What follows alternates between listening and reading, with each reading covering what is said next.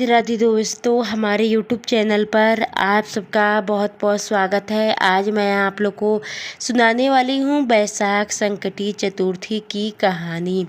बैसाख मास के कृष्ण पक्ष की चतुर्थी तिथि को संकटी चतुर्थी का व्रत माना जाता है, जिसे हिंदू धर्म में अत्यंत फलदायक माना गया है।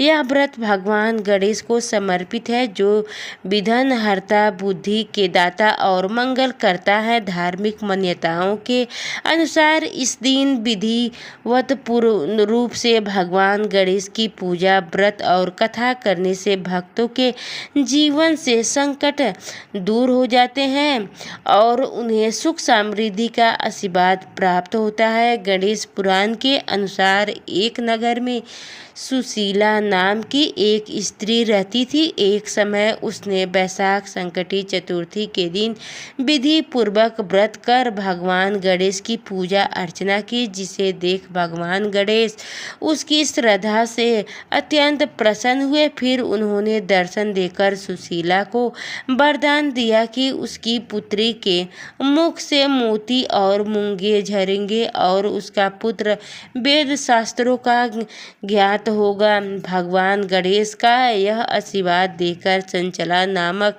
एक स्त्री, जो ईर्ष्यालु स्वभाव की थी, वह सुशीला से जलने लगी। उसने अपने ईर्ष्या के कारण सुशीला को हानि पहुंचाने की चाल चली और सुशीला को मारने का प्रयास भी किया, लेकिन भगवान गणेश की कृपा से सुशीला और उसका परिवार सुरक्षित हमेशा रहा। चंचला ने भी अपने पापों का पश्चात भी किया। एक बार की बात है, एक गांव में धर्मदास नाम का आदमी रहता था, जो अत्यंत धार्मिक और ईमानदार था। ऐसा कहा जाता है कि वह भगवान गणेश का परम भक्त था और हर संकटी चतुर्थी को विधि पूर्वक व्रत रखा करता था। एक बार उसने बैसाख महीने की संकटी चतुर्थी के दिन व्रत कर भगवान गणेश की विशेष पूजा की और मोदक, तिल लड्डू और गुड़ के लड्डुओं का भोग लगाया। उसी समय उसके नगर में सुख और अकाल की स्थिति थी।